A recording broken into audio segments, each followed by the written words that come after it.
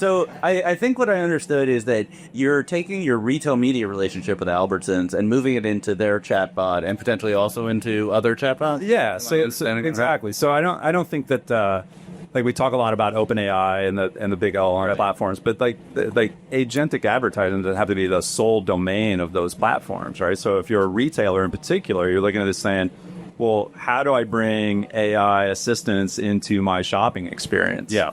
And I think the real benefit as well, and this is our Albertsons case study, I'm used to serving shoppers in a way that blends organic and paid listings and doing that in a way that's actually additive and useful to their shopping experience.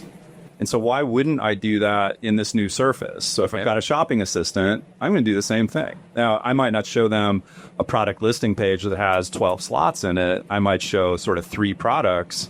But if I feel like through the relevancy calculation, I've got an opportunity to serve one of those as sponsored, I'm going to do it.